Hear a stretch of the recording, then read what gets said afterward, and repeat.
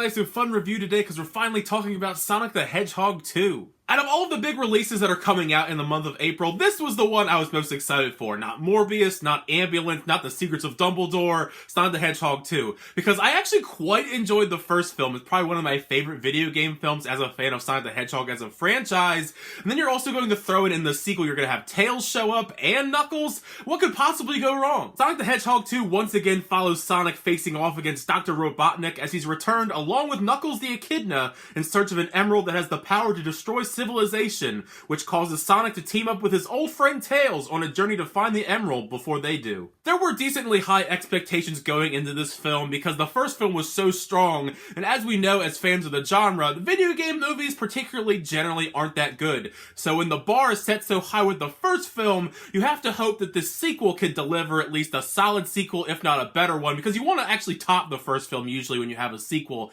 And I have to say, I think that this film in particular, Sonic the Hedgehog 2, it blows the first film out of the water. I had a lot more fun with this film, and easily could be one of the best video game movies of all time. Not that the bar is super high when you say that. I definitely think by far it's the best sequel because a lot of these movies are so bad they don't even get a sequel, so I'll at least say it's the best video game movie sequel. Sonic the Hedgehog 2 is exactly what you want with a sequel. Practically everything here has been elevated. You can tell that they were given much more free reign to unleash their creativity, especially when it comes to the big action set pieces. This film is much more action driven than the first Sonic the Hedgehog film, which does work here thanks to the action set pieces being superb. They're bigger, they're crazier, and perfect for characters like Sonic, Tails, and Knuckles to showcase their various unique powers in a wide array of different vibrant locations. It's very easy to tell they put a lot more time, effort, and budget into making these characters look great on the big screen, because that was one of the big memes going around the original film, how they had to redesign Sonic. He looks much better in this film, and same goes for Knuckles and Tails. You notice a bit more of the individual detail on the characters when we do get the big face-offs between Sonic, Knuckles, and Dr. Robotnik. The majority of us have seen bits and pieces of these battles in all the different trailers that we've had released for the film,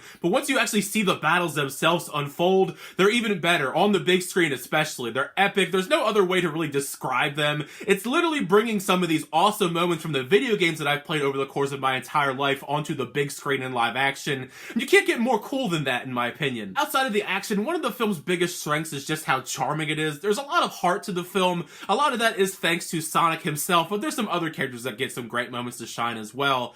Ben Schwartz, Ben Schwartz, I'm not particularly like a massive fan of him outside of like, I guess, Parks and Recreation, but I think he's a great voice for Sonic the Hedgehog. In this film, I think he's fully found his footing here with the character, because he's fully embraced what makes the character so awesome, thanks to his charisma, the humorous dialogue, and all the fun quips that I couldn't get enough of. The humor in general is one of the biggest strengths as well. I was laughing pretty much throughout the entire film just because Sonic is very meta, and other characters as well. I mean, Jim Carrey is another very funny actor in his own right, but Sonic, I think, had some of the best funny dialogue in the entire film, which he should, because he is the star of the show. The addition of Tails, I think, elevated Sonic a lot too, now that he has someone to bounce off of, a friend that isn't, like, human, because that's one of the things I didn't really like about the first film, is how he went on this adventure with James Marsden, which isn't a slight to James Marsden, it's just I don't want a human going on these journeys with Sonic. You want the characters from the video games. Tails joining in the sequel also just felt very natural and seamless, and I do think that part of that is thanks to the fact that Colleen O'Shaughnessy is back reprising the role of Tails from the video games. As a fan of the games, I'm glad that they brought her back to reprise the role, because they could have cast some high-profile actor like they did with Knuckles, but they chose to actually have like a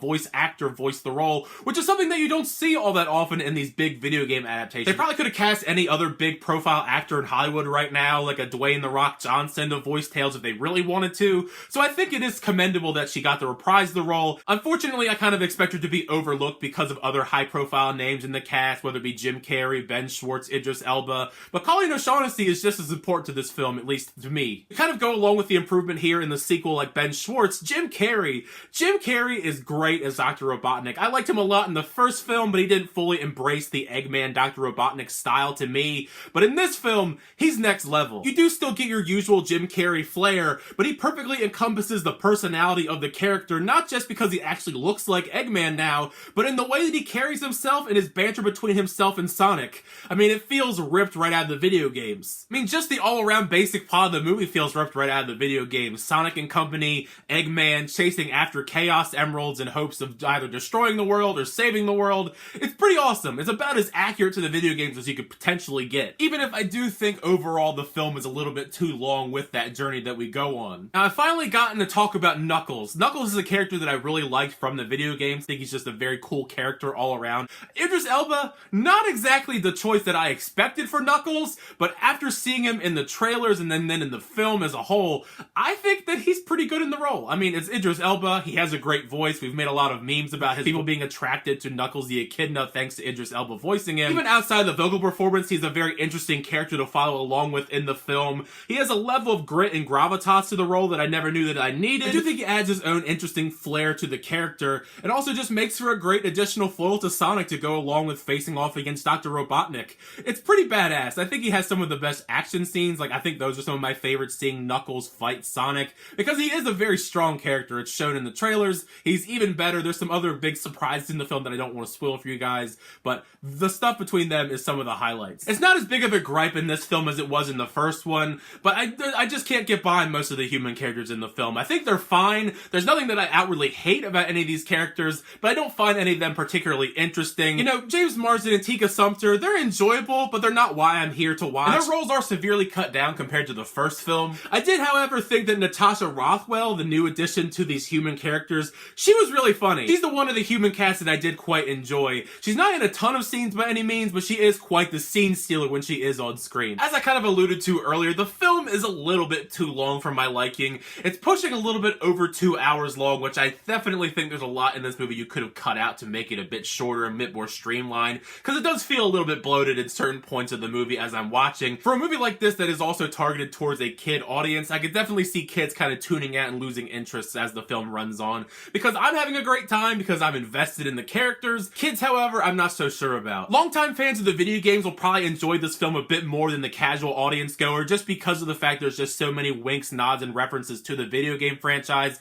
I feel like if you haven't played a lot of the games, especially the older ones, some of them will go over your head entirely, but still, it's a lot of fun. It feels like a video game movie that's made by people that actually love the source material, which is something that is very rare in this genre. We see many different video game movies adapted over the years, and a lot of the time, they just change everything entirely. Like, I haven't watched the Halo series that just came out, but they literally openly said that we didn't follow the video games at all, which is not something that you want most of the time when you're adapting source material from a video game franchise that millions of people love over the last several decades. To close things out, I'm not going to spoil anything, but make sure you stay for the credits for Sonic the Hedgehog 2, because I will just say there is some sort of setup here for a third Sonic film. Hopefully we do get it, because what we do get to see for this tease, if you will, it's pretty awesome. I need Sonic the Hedgehog 3 at this point because of how fun this film was and what could potentially be set up for a potential third film. We need a Sonic trilogy at this point. All around, Sonic the Hedgehog 2, it's a great sequel. It excels in all facets of delivering a great new installment in the franchise.